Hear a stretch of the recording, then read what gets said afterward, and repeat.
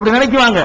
பெண்கள் ஆண்கள் காலில் விழுவதற்கு பாருங்க, அது அந்த காலத்தில் அது இல்ல, அது செஞ்சுதான் ஆவணுங்கிற மாதிரி இருந்துச்சு, எழுதப்படாத விதியா இருந்துச்சு. அதாவது மனைவினா கணவன் காலில் என்ன செய்யணும், விழுந்து கும்பிடணும் அப்படிங்கிறது அன்னைக்கு உலகம் முழுவதும் எழுதப்படாத விதியாக இருந்தது. பெண்களுக்கு எந்த விதமான உரிமையும் இல்லாத ஒரு காலகட்டம். அதை குறிப்பிட்டு சொல்றாங்க. அப்படி அனுமதிக்கிறதா இருந்தா அதை அனுமதிச்சிருப்பன. எது உலகமெல்லாம் சகஜமா இருக்கிறதோ, எதை எல்லாரும் விருப்பி செய்கிறார்களோ, எதை அந்த பெண்களே கூட மனப்பூர்வமாக அதை ஏற்றுக்கொண்டு செய்கிறார்களோ, உறுத்தல் இல்லாமல் செய்கிறார்களோ, அதையே நான் அனுமதித்திருப்பேன். அதுக்கு பர்மிஷன் இல்ல. கணவன் காலில் மனைவி விழுகிற ஒரு வழக்கம் இருக்கிறது உலகத்தில், அதையே நான் அனுமதிக்காத பொழுது எந்த மனிதர் காலிலும் எந்த மனிதரும் விழுவதை நான் எப்படி அனுமதிப்பேன் என்று நபிகள் நாயகம் ஸல்லல்லாஹு அலைஹி வஸல்லம் அவர்கள் எச்சரிக்கை செய்ததாக திருமதி என்ற நூலில் 1079வது ஹதீஸில் பார்க்கலாம். இப்னு மாஜா என்ற நூலில 1843வது ஹதீஸாக பார்க்கலாம். இது ஒரு அறிவுரை என்று நீ எடுத்துக்கொள்ளலாம். இந்த அறிவுரைக்கேற்ப நபிகள் நாயகம் ஸல்லல்லாஹு அலைஹி வஸல்லம் அவர்கள் நடந்திருக்கிற சம்பவத்தை நம்ம பார்க்கிறோம். நபிகள் நாயகம் ஸல்லல்லாஹு அலைஹி வஸல்லம் அவர்களுடைய முக்கியமான தோழர்களில் ஒருவர் முஆது என்ற தோழர், முஆது பின் ஜபல். அவரை நபிகள் நாயகம் ஸல்லல்லாஹு அலைஹி வஸல்லம் அவர்கள் என்ன செய்யறாங்கன்னா, இஸ்லாம் நல்லா வளர்ந்த பிறகு ஏமன் என்ற ஒரு பகுதிக்கு ஆளுநராக, கவர்னராக அனுப்பி வைக்கிறார்கள். அந்த அளவுக்கு அவர் ரொம்ப ஒரு முக்கிய, நபிகள் நாயகத்துக்கு ரொம்ப நெருக்கமானவராக இருந்தவர். நபிகள் நாயகம் ஸல்லல்லாஹு அலைஹி வஸல்லம் அவர்கள் அவரை கவர்னரை அனுப்புறதுக்கு முன்னாடி எல்லாம் அவர் அங்க மதீனாவுக்கு பக்கத்தில் உள்ள ஒரு பள்ளியில, இன்னொரு பள்ளிவாசல்ல அந்த மக்களுக்கு தொழுகை நடத்துற பொறுப்பை ஏற்றிருந்தார். இந்த பள்ளியில நபிகள் நாயகம் தொழுகை நடத்துவாங்க, அந்த பள்ளியில் அவர் தொழுகை நடத்துவார் என்ற அளவுக்கு நபிகள் நாயகம் ஸல்லல்லாஹு அலைஹி வஸல்லம் நெருக்கமானவர் முஆது பின் ஜபல். அவர் என்ன செய்யறாருன்னு கேட்டா, அவர் பல பகுதிகளுக்கு கவர்னர் முறையில் இருந்தாரா, பல பகுதிகளுக்கு போறாரு இல்லையா, அங்க இருந்து வர்றாரு. கவர்னரை நியமிக்கப்பட்டவர் அடிக்கடி நபிகள் நாயகத்தை பார்க்கறதுக்கு, ஊரை பார்க்கறதுக்கு அது மாதிரி வருவாங்க. நபிகள் நாயகம் ஸல்லல்லாஹு அலைஹி வஸல்லம் பார்த்து சொல்றாங்க, அல்லாஹ்வுடைய தூதரே, நசாராக்கள் தங்களுடைய தலைவர்களுக்கு, தங்களுடைய குருமார்களுக்கு, தங்களுடைய மன்னர்களுக்கு காலில் விழுந்து மரியாதை செய்வதை நான் கண்டேன். நான் போன பகுதிகளில் எல்லாம் பார்க்கிறேன், அங்க உள்ள நசாராக்கள் மக்கள் என்ன பண்றாங்கன்னு கேட்டா, தங்களுடைய தலைவர்களுடைய காலில் விழுந்து மரியாதை செய்கிறார்கள், தங்களுடைய மதகுருமார்களுடைய காலில் விழுந்து மரியாதை செய்கிறார்கள். இப்படிப்பட்ட ஒரு காட்சியை உலகின் பல பகுதிகளிலும் நான் பார்க்கிறேன். அப்ப நான் மனதில் நினைத்துக் கொண்டேன், அவர் சொல்றாரு, நான் மனதில் நினைத்துக் கொண்டேன், அன்ன ரசூலுல்லாஹி ஸல்லல்லாஹு அலைஹி வஸல்லம் அஹக்கு அன் யுலம, மிகவும் கண்ணியப்படுத்தப்படுவதற்கு நபிகள் நாயகத்திற்கு அல்லவா தகுதி இருக்கிறது. இந்த தலைவர்கள் காலில் எல்லாம் மக்கள் விழும்போது நம்ம தலைவர் காலில் நம்ம விழாம இருக்கிறோமே, அந்த ஒரு மரபை, ஒரு நல்ல மரபை நம்ம பின்பற்றாம இருக்கிறோமே, நபிகள் நாயகத்துக்கு மற்றவங்க கொடுக்கிற, மற்றவர்கள் தங்கள் தலைவர்களுக்கு கொடுக்கிற மரியாதையை நபிகள் நாயகத்துக்கு நாம கொடுக்காம இருக்கிறோமே என்று மனதில் நினைத்துக் கொண்டு என்ன செய்யறாரு, அவரை சொல்ற, மனதில் நினைத்தேன், நினைத்து விட்டு நபிகள் நாயகம் ஸல்லல்லாஹு அலைஹி வஸல்லம் அவர்களிடத்தில் இதை சொன்னேன். என்ன சொன்னேன், இந்த மாதிரி போனா எல்லா பகுதியிலும் இப்படி நடக்குதா, நான் உங்களுக்கு அந்த மாதிரி மரியாதை செய்யலாம்னு நான் மனசுல எண்ணி இருக்கிறேன், எனக்கு அனுமதி தரணும். எதுக்கு அனுமதி தரணும், வேற வேற பகுதிகளில் உள்ள மக்கள் எல்லாம் எப்படி தங்கள் தலைவர்கள் காலில், மதகுருமார்களின் கால்களில் விழுந்து மரியாதை செய்கிறார்களோ, அந்த மாதிரி உங்கள் காலை தொட்டு காலில் விழுந்து மரியாதை செய்வதற்கு நீங்கள் எனக்கு அனுமதி வழங்க வேண்டும். உங்களுக்கு அதற்கான தகுதி இருக்கிறது. மற்றவர்களை விட நீங்க எவ்வளவு நேர்மையா இருக்கிறீர்கள், சுத்தமா இருக்கு, எங்களை ஏமாத்துறது இல்ல, நல்ல அறிவுரை சொல்றீங்க, உங்களுக்கு தான் ரொம்ப அதுக்கு தகுதி இருக்கிறது என்று அந்த நபித்தோழர் என்ன செய்யறாரு, நபிகள் நாயகம் ஸல்லல்லாஹு அலைஹி வஸல்லம் அவர்களிடத்தில் அனுமதி கேட்கிறார். அப்ப நபிகள் நாயகம் ஸல்லல்லாஹு அலைஹி வஸல்லம் என்ன சொல்றாங்க தெரியுமா, அதே வார்த்தை சொல்றாங்க, ஏன்பா அனுமதிக்கிறதா இருந்தா உலகம் பூரா ஒத்துக்கிட்ட ஒரு விஷயத்தை அனுமதிச்சிருப்பேன், கணவனுக்கு மனைவி காலில் விழுந்து மரியாதை செய்வதுதான உலகம் பூரா அனுமதிச்சிருக்கிறாங்க, எல்லாரும் செய்யறாங்க, இதுல யாருமே விதிவிலக்கா இல்லையே, அதையே தடுத்து வச்சிருக்கிறானா, ஏங்கல்ல இப்படி விழுவ. அப்ப ஒரு மனைவிக்கு கணவன் எவ்வளவு முக்கியமோ அது அந்த அளவு கூட எனக்கு கொடுக்காதுங்கிறாங்க. என்ன இதுல விளங்குதுன்னு கேட்டா, அப்ப மனைவியின் கணவனின் காலில் மனைவி விழுவதை நான் தடை செய்திருக்கும் பொழுது ஒரு மனிதன் இன்னொரு மனிதன் காலில் எப்படி விழ முடியும், என் காலில் நீ இப்படி விழலாம், அதை நான் எப்படி அனுமதிப்பேன் என்று நபிகள் நாயகம் ஸல்லல்லாஹு அலைஹி வஸல்லம் சொல்லி இந்த மரியாதை நிராகரிக்கிறார்கள். இந்த சம்பவத்தை நீங்கள் முஸ்னத் அஹ்மது என்ற நூலிலே 18,591வது ஹதீஸாக நீங்கள் பார்க்கலாம். இன்னும் சொல்ல போனால் இன்னொரு சந்தர்ப்பத்தில் என்ன செய்யறாங்க என்று கேட்டா, நபிகள் நாயகம், அதாவது என்னன்னு கேட்டா அவர் சொல்றாரு, முஆது இப்னு ஜபல், அதே அகமதுல வரக்கூடிய இன்னொரு அறிவிப்புல, நாங்கள் அந்த நசாராக்கள் தங்களுடைய தலைவர்களுக்கு காலில் விழுந்து மரியாதை செய்யறாங்க இல்லையா, அவங்கள்ட்ட போய் நான் கேட்டேன், ஏன் இப்படி செய்றீங்க, ஏன் இப்படி உங்க தலைவர்களுக்கு இப்படி மரியாதை செய்றீங்கன்னு கேட்டேன். இப்படித்தான் இறை தூதர்களுக்கு நாங்கள் மரியாதை செய்யணும், இப்படித்தான் இறை தூதர்கள் எங்களுக்கு வழிகாட்டி இருக்கிறார்கள் என்று அவர்கள் சொல்லுகிறார்களே அப்படின்னு வேற சொல்றாரு. அப்ப நபிகள் நாயகம் ஸல்லல்லாஹு அலைஹி வஸல்லம் சொல்றாங்க, அவர்கள் இறை தூதர்களின் பெயரால் பொய் சொல்லுகிறார்கள், இறை தூதர்கள் இந்த மாதிரியான வேலையை செய்ய மாட்டார்கள், மக்களை தங்கள் காலில் விழுமாறு ஒரு இறை தூதரும் சொல்லவே மாட்டார் என்று நபிகள் நாயகம் ஸல்லல்லாஹு அலைஹி வஸல்லம் சொல்லிட்டு அதை நான் ஏத்துக்கிற மாட்டேங்கிறாங்க. நன்றாக சிந்திக்கணும். ஒரு மனிதனுடைய கண்ணியமான உறுப்பு தலை, அந்த தலையில தான் 6 அறிவும் சேர்ந்து இருக்கிறது. மற்ற இடத்துல ஒரு அறிவு தான் இருக்கும். கண்ணு பார்க்கிற அறிவு கண்ணுல தலையில தான் இருக்குது, கேட்கிற அறிவு தலையில தான் இருக்குது, சுவைத்து பார்க்கிற அறிவு அதுவும் தலையில தான் இருக்குது, முகர்ந்து பார்க்கிற அறிவு தலையில தான் இருக்குது, தொடு உணர்ச்சி அதுவும் தலையில இருக்கு, உடம்பு கூட இருக்குது, மூளை அங்கதான் இருக்குது.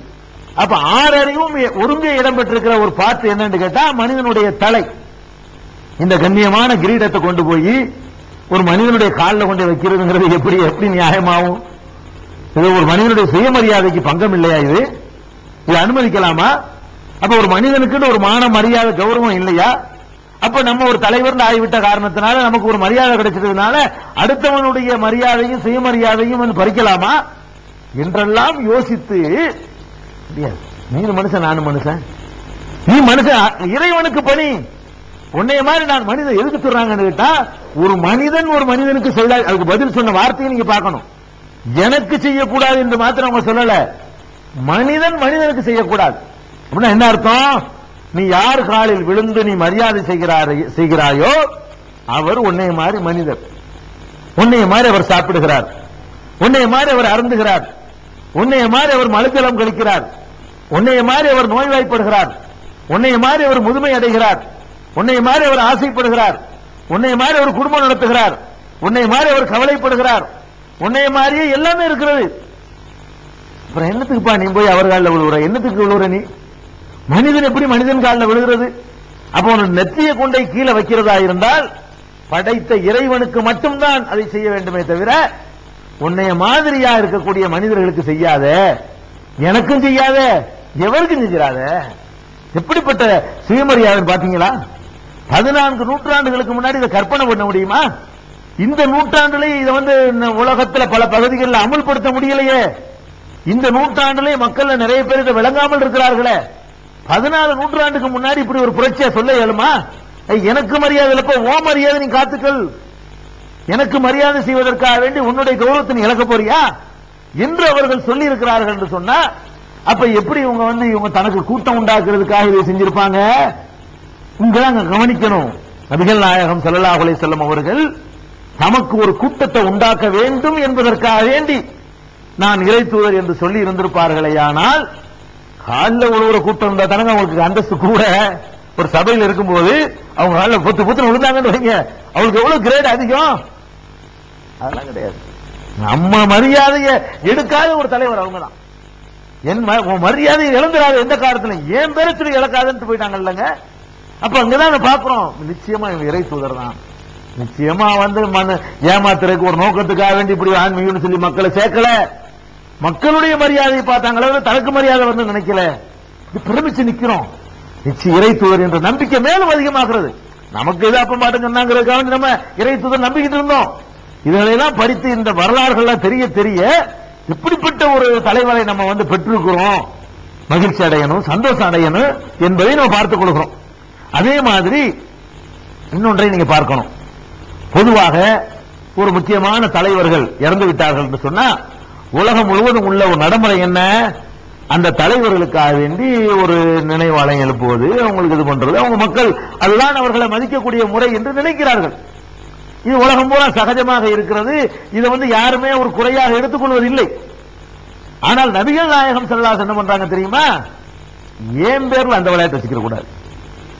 நினைவாலயம் கட்டுறது, எனக்கு இந்த ஆலயத்தை எழுப்புறது, அங்க வந்து விழா நடத்துறது, எனக்கு வந்து வழிபடுறது, அந்த என்னுடைய அடக்க ஸ்தலத்தை உயரமாக எழுப்பி கட்டிடமாக ஆக்குவது, இது நமக்கு பண்ணக்கூடாது, எனக்கு நீங்க செய்யக்கூடாது என்று யாரா சொல்லுவாங்களாங்க?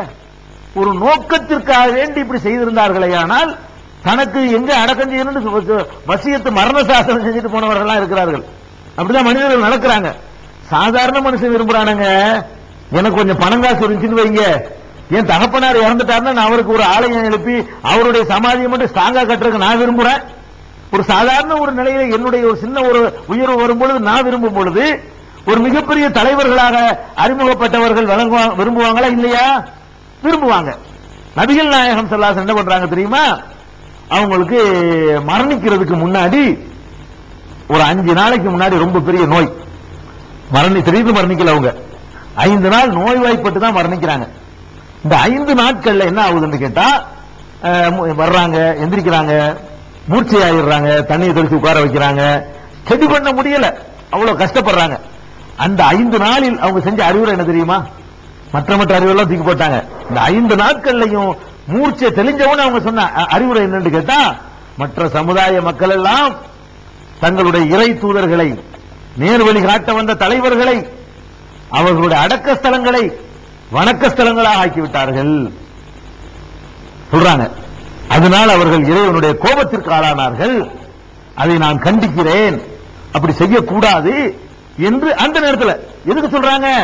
நம்ம மரணிக்க போறோம், இந்த மக்கள் நம்ம மேல உள்ள அன்புனால அப்படி ஒரு நினைவாலயம் எழுப்பி விடுவார்கள், நமக்கு ஒரு வழிபாட்டு தலத்தை கட்டி விடுவார்கள் என்று பயந்து, மரணம் நெருங்கிவிட்டது என்பது இறைவனால் அறிவிக்கப்பட்டவர்கள் உணர்ந்து கொண்ட காரணத்தினால கடைசி எச்சரிக்கையா பண்றாங்க. வேற வேற சமுதாய மக்கள் அப்படி பண்ணினாங்க, இறை தூதர்கள் இறந்துட்டாங்களேயானால் அவர்களுக்கு அடக்கத்தலத்தை வழிபாட்டு தலமாக ஆக்கினார்கள், அவங்களே கடவுளாக்கினார்கள், அது எனக்கு செய்யக்கூடாது. இது சொல்றாங்க அன்னை ஆயிஷா சித்திகா நபிகள் நாயகத்தினுடைய மனைவி சொல்கிறார்கள். சஹீஹுல் புகாரியில 4441, 1330, 1390 ஆகிய எண்களை கொண்ட ஹதீஸாக பதிவு செய்யப்பட்டிருக்கிறது. நபிகள் நாயகம் ஸல்லல்லாஹு அலைஹி வஸல்லம் அவர்கள் அந்த 5 நாட்களில் இப்படி எச்சரித்திருக்காவிட்டால் அவங்களுடைய சமாதியையும் உயரமாக கட்டியிருப்பார்கள். கட்டக்கூடாது என்பதற்குத்தான் இந்த எச்சரிக்கை செய்தார்கள் என்று அன்னை ஆயிஷா சித்திகா ரலியல்லாஹு அன்ஹா அவர்கள் அறிவிக்கிற காட்சியை பார்க்கிறோம்.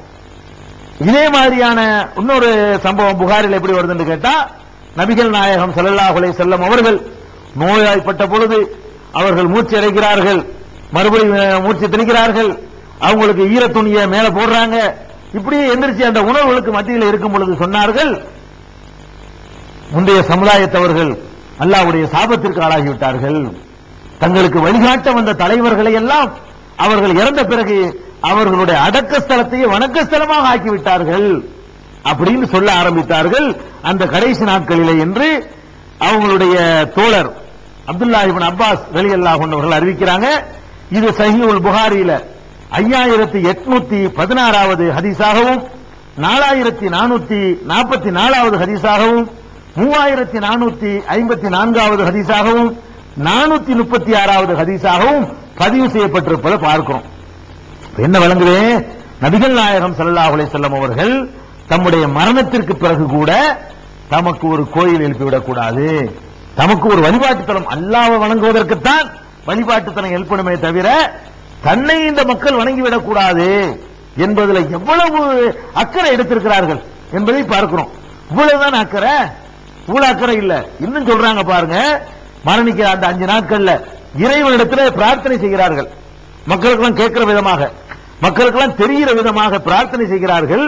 எப்படி பிரார்த்தனை செய்கிறார்கள் என்று கேட்டா, அல்லாஹும்ம இறைவா லா தஜ்அல் கப்ரி வஸனா, என்னுடைய அடக்க தலத்தை ஒரு வழிபடும் இடமாக ஆக்கிவிடாதே, நான் அடக்கம் செய்யப்படுகிற இடத்திலே வழிபாடு ஏதும் நடத்துமாறு ஆக்கிவிடாதே என்று நபிகள் நாயகம் ஸல்லல்லாஹு அலைஹி வஸல்லம் அவர்கள்